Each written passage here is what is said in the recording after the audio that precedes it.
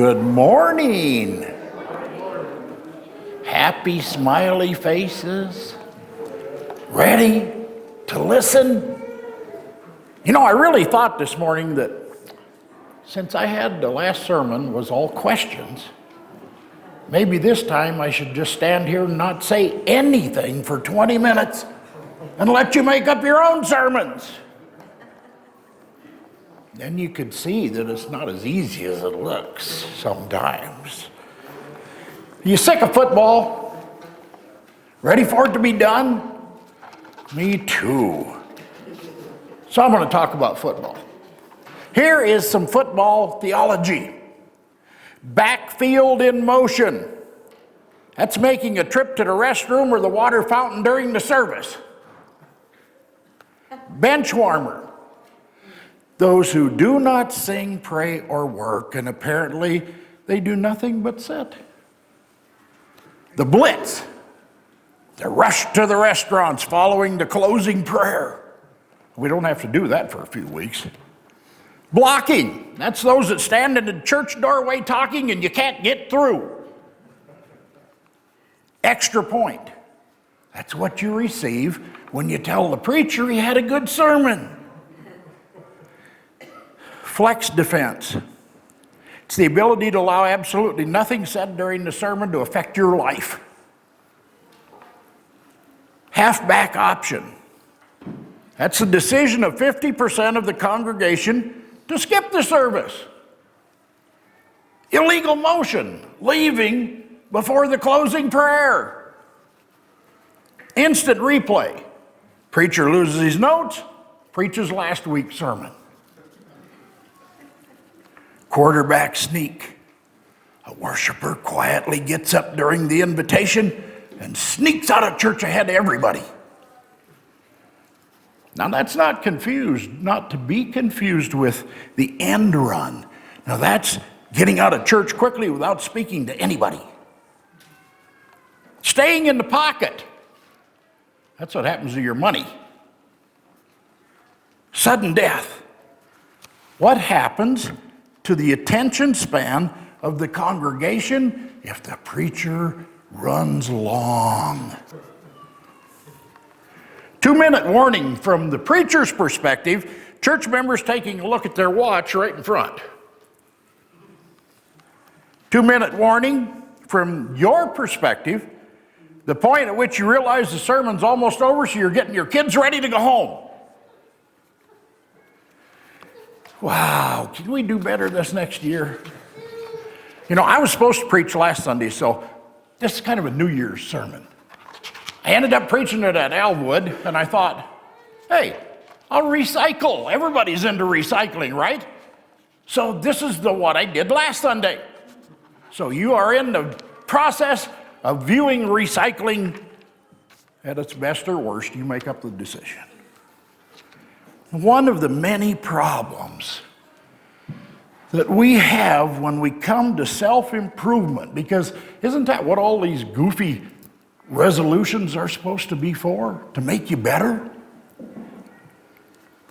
It kind of comes to an end when we have to reach inside our own selves for the recourses that make the improvement. The human mind has only one tool for self-improvement, and that is reformation. Now, if you're going to have reformation, don't you think you ought to know what you're going to reform?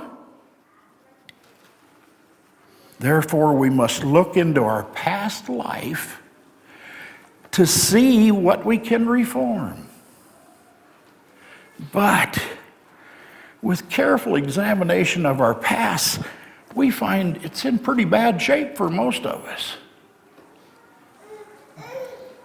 If we're going to build a better structure on such an out-of-line past foundation, we have big problems. Therefore, the best human logic begins to kick in. The better structure must be built on a better foundation because the foundation is all important. Therefore, we must clean up and fix up the past. Such logic sounds good, doesn't it?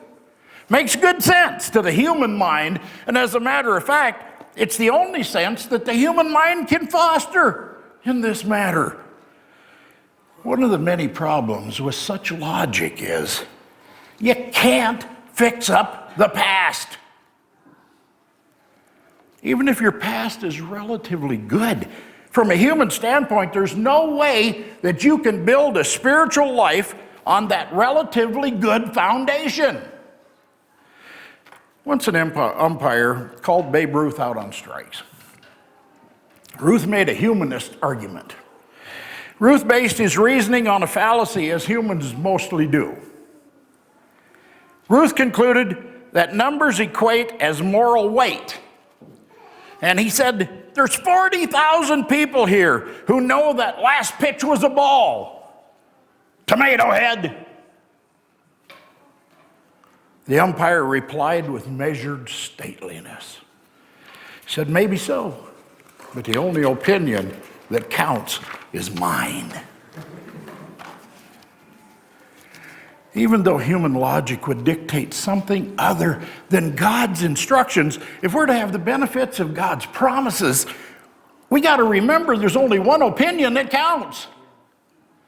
Proverbs 17:20 says, if your heart's twisted, that's every human, you won't succeed. If your tongue tells you lies or tells lies, every human, you will get into trouble.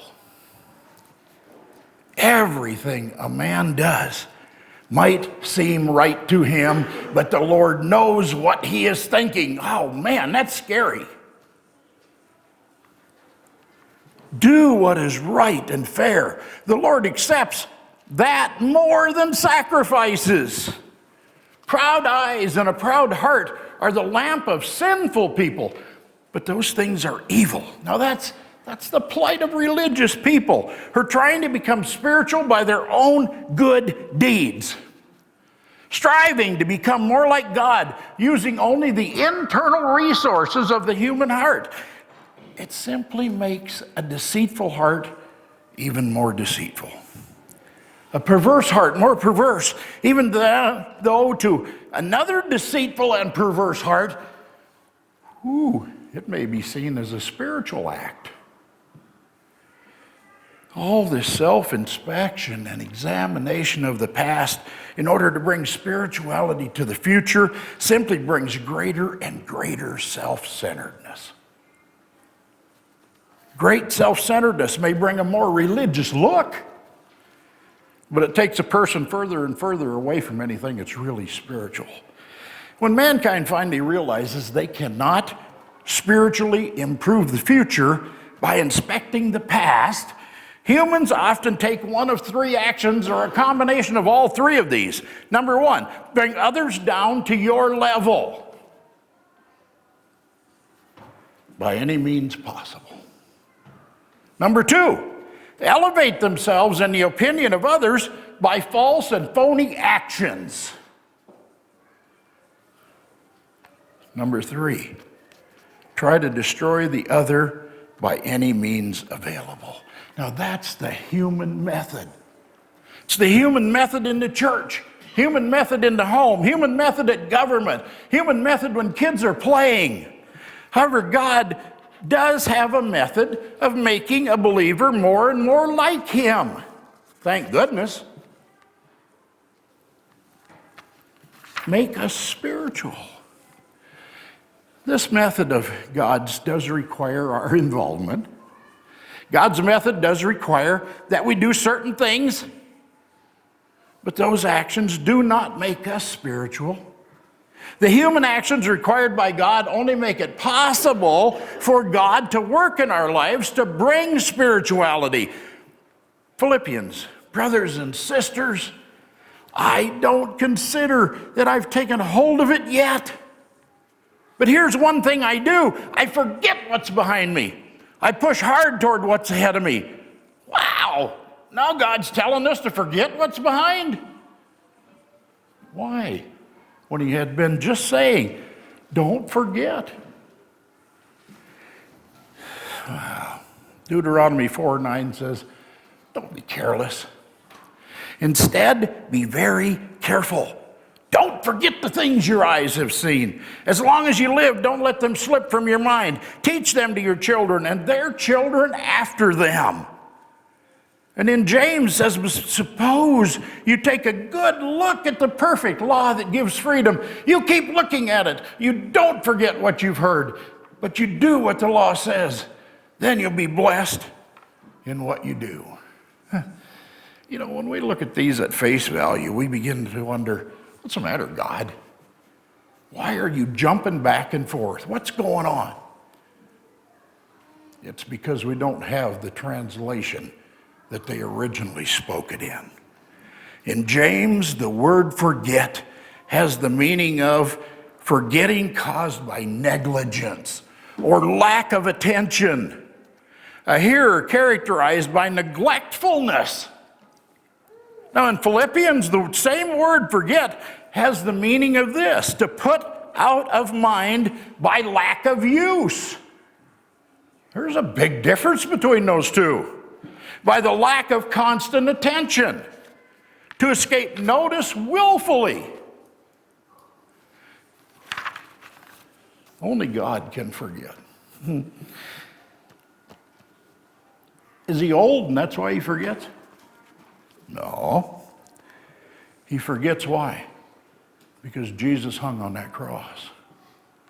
And Jesus' blood has come down between us and God, and it's made us pure enough that we can speak to God.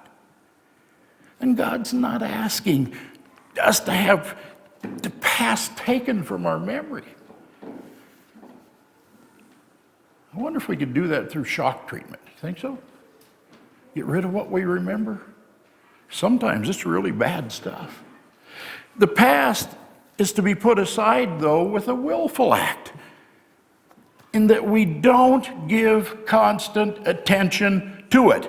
This is for the purpose of freeing our minds and attention so we can focus on and reach forward to the future and the real purpose of life. When our minds are constantly focused on the glory or the pain of the past, we have no motive for the future, only fear of repeated pain. That backward focus becomes a substitute for the present. The motivation for the future, we're scared to try to do anything, so we don't do anything. Kind of like the pirates who don't do anything. I like that show. We squander the present by living in the past. Philippians 3:13 says, brothers and sisters, I don't consider that I have taken hold of it yet. Did you just hear that a second ago? Are you listening? But here's one thing I do. I forget what's behind me. I push hard toward what is ahead of me. What are we to forget? What are we supposed to forget? What are we to reach for? I think Paul gives us some clues through his life. He gave us some examples. Paul had the good, the bad, and the ugly, and it was all wrapped up in his past. Paul had it all. He had a good background. He was a Jew of Jews. He had all the privileges of Roman citizenship. He had the best training, the best political and religious power, the best of all futures. He was one of the 70. He was a spectacular conversion subject. He had a special call from God, special revelation from God. He was brutally treated, rejected in almost every town, falsely treated as a criminal, jailed several times without cause. Forgetting it is the God-given formula. This is a process, not a single act. We're not to ignore what God has done in our lives, but we must look forward to what he is yet to do. Paul didn't spend his time and energy trying to relive the past so he could cope with the present. He didn't try to get to the present high by reliving the past glory. Memories have great value, but they should not be the source or the controller of the present or the future. Paul, though, didn't live in depression either, although he certainly could have. He didn't tell us, join a support group, feed off each other's failures. He didn't tell us that. He said, look where I was. See what God did. Now get cracking, because he'll do it for you too. The events of tomorrow did not destroy his effectiveness for today, though. He wasn't afraid of yesterday defeating him today. He didn't have any regrets. How is that possible? How's that possible? It's written, because of you, we face death all day long. We're considered as sheep to be killed. Romans 8:37 goes on to say, no, in all these things we will do even more than win. We owe it all to Christ who's loved us. Where are the spiritual conquerors today? Most are not conquering. Instead, most are being conquered. If we use the past for anything more than building blocks and memories, the past has become our present and our future. But some may say, well, you don't know my circumstances. I don't. But if your circumstances are greater than Paul's, maybe you got a case. All of us who are growing up in the faith should see things that way. Maybe you think differently about something, but God will make it clear to you. It's a sign of immaturity or childishness when we waste today fantasizing about tomorrow or fretting about yesterday. There's a vast difference between making plans for the future by properly evaluating the past, constantly living in and being controlled by the past. It's two different things. We've got to let the past make us thankful for the joys we've had, yes. Let the past teach us from its mistakes, yes. Trying to live again the joys of the past, it's only fantasies. It's not going to happen. Joys of the present and or the future can be a reality. Plus, they become a motivation to reach forward. Only the joys of the present or the future are ours to possess. The hurts of the past should make us wise, should make us cautious in our actions for the present and the future. Listen, God has said that our past and our suffering will do what? I know the plans I have for you, declares the Lord. Plans to prosper you, not to harm you. Plans to give you hope and a future. Wow, that's a lot different than wallowing in the fear factor. We should fear some things that we've done, but we don't let that take us over. It's forgetting, not forget. It's something that you have to continue to do. It's on a daily basis too. We got to reach forward. Either that or you're going to end up out in the middle of the wilderness. God says the past can be forgiven and put aside. And we can only build the future on his promises, not on our past. What if you had this epitaph on your tombstone? He had no present. He never had a future. He was totally consumed by those things which had already happened. Wouldn't that be awful? And yet I know people that live like that. I personally know people that live like that. Tomorrow is always the hope of the future, not the reality of the present. Tomorrow's promises carry no guarantees, but you know what? God's promises do. There was a past New Year's Day like no other, and I'm going to take you back to it. It was the first day of the first month of Noah's 601st year.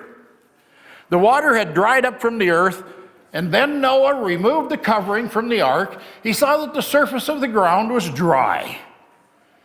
By the 27th day of the second month, the earth was completely dry. And then God said to Noah, "Come out of the ark, bring your wife and your sons and their wives with you." Here's the first new year, the first new beginning. He had nowhere to go except forward. The people of Noah's time had forgotten God. They'd become totally consumed with the joys and the cares of just living. These people were not preoccupied with their past. They were only living for the present. Just living for the present, though, is not the goal. The goal is yet in the future. And it's the high prize, the high calling of God. And they had no time for God. They were too busy with things. Those of Noah's time had no thought of reaching forward to the prize of the high calling of God. They were preoccupied with marrying and having kids. They had become overly busy with Little League and orthodontist, going to work, social gatherings. These things had so possessed their lives that God was pushed to second place, or maybe pushed completely out. Remember how it was in the days of Noah? It'll be the same when the Son of Man comes. Now listen to this, because now he's speaking directly to us. It'll be the same when the Son of Man comes. In the days before the flood, people were eating and drinking. They were getting married. They were giving their daughters to be married. They did all those things right up to the day Noah entered the ark. They knew nothing about what would happen until the flood came and took them all away. And that is how it will be when the Son of Man comes. If you want to find a topic to pray about, this is it. How many of your family are not going to be on that boat when we go to heaven? How many of your friends are not going to be there? Once God was replaced by these important things of kids and living, the things of God became profane. Profane is a Greek word that means permitted to be trodden on. A threshold. You know what a threshold is? That's that little thing when you step through your door. That's a threshold. It's that which lacks all relationship or any affinity to God. They allowed divine things to slip from the place of importance to the status of a threshold, only to be stepped over in accessing that which is on the opposite side of the door. Being profane is just one step away from being ungodly and immoral. The Lord saw how bad the sins of man had become on the earth. All of the thoughts in his heart were always directed only toward what was evil. Paying attention to what's going on outside these walls? Paying attention to what's going on around the world? The Lord was very sad that he had made man on the earth. His heart was filled with pain. So the Lord said, I created man on the earth, but I will wipe them out. I will destroy people and animals alike. I will also destroy the creatures that move along the ground and the birds of the air. I am very sad that I have made man. Is that the way it is right now? That again, he's very sad that he created any of us. But the Lord was pleased with Noah. Fantastic. One guy in his family out of everybody on the earth. Maybe the folks in Noah's day didn't start off to make the things of God profane. They may have intended to put their Creator first. And if we go back to Adam and Eve, we know that that was the case. But gradually, they stumbled further and further away. Eating, drinking, marrying, giving in marriage took so much time, and it was so important. Therefore, God simply became the threshold for Noah's society to move from point A to point B. How important is God in your life? How important is the church in your life? Noah wanted the new beginning, and he was willing to pay the price for that new beginning. God asked for Noah's undivided devotion and his unwavering attention to the future, and we saw what happened. We saw what one person can do.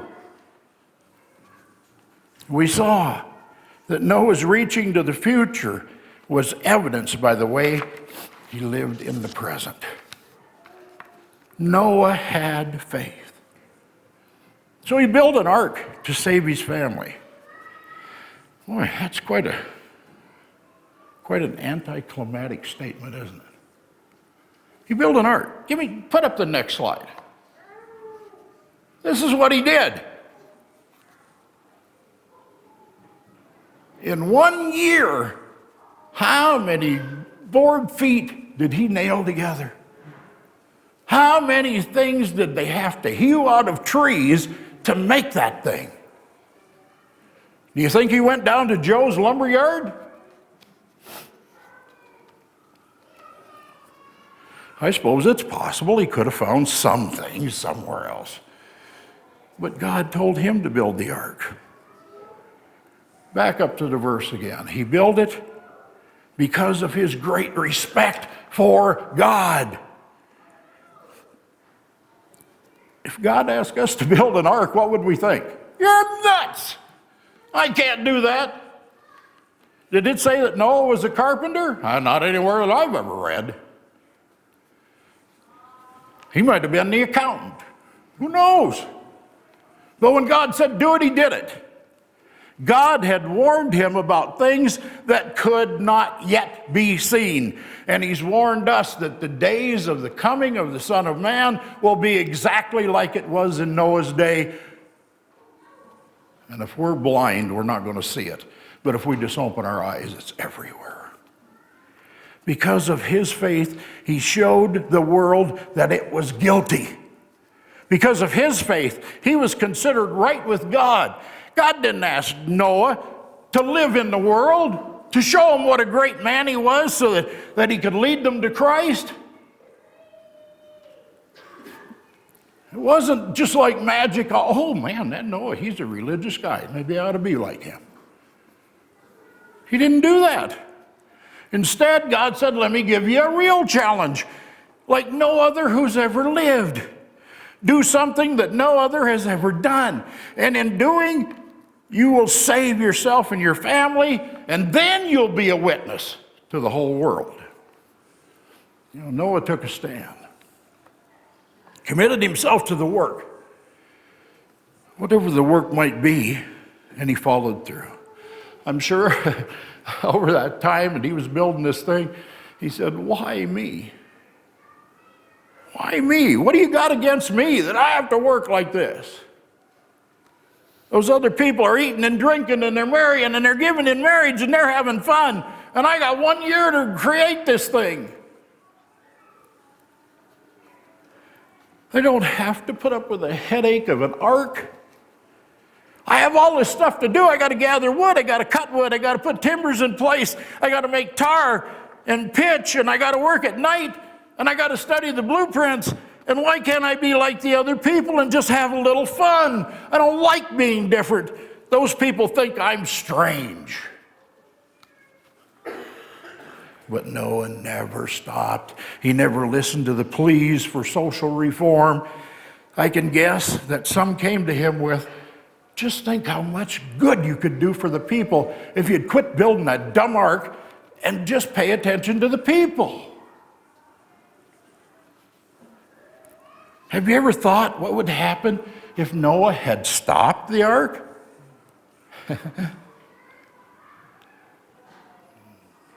This place would be empty. Wouldn't be anybody.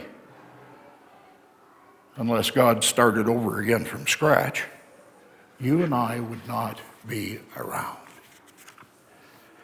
God's work is important, despite the satanic suggestions that other things are more important. Yes, on the first month, the first day of the month, the waters were dried up from the earth. Happy New Year!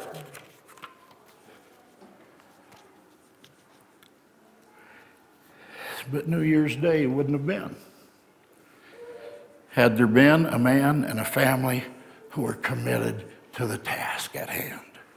If 2019 is to be a year in which this church makes an impact on the world around us and on a world to come, we're going to need some Noah's wives. Work's important. It's important enough that we have to put God number one and everything else. And it will be available for service no matter what that service might be. There were 8 people doing the work of God. 8 people that built the ark. Have you ever noticed that God usually does his highest work with few?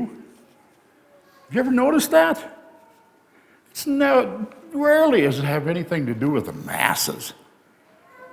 There weren't too many on this ark project. I doubt if there was more than one boss.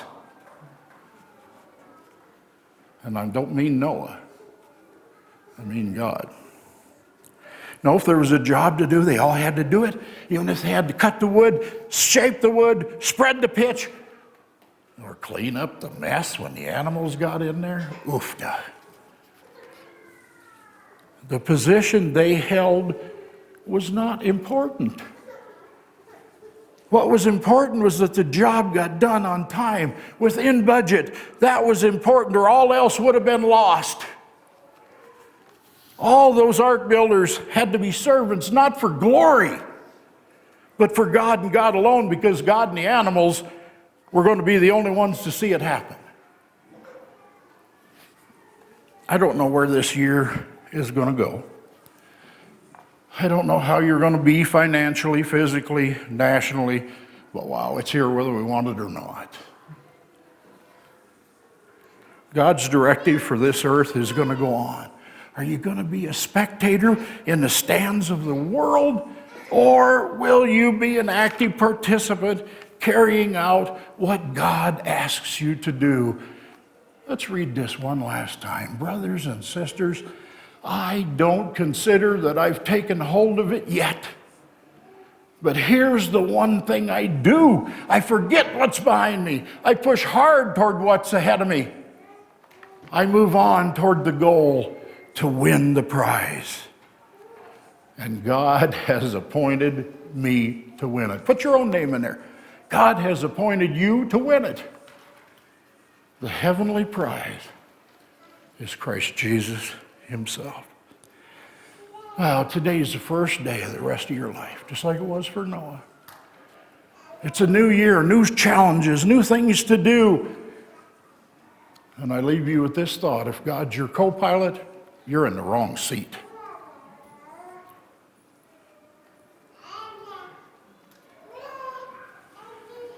If God's your co-pilot, then by all means, change seats and let him guide and direct you.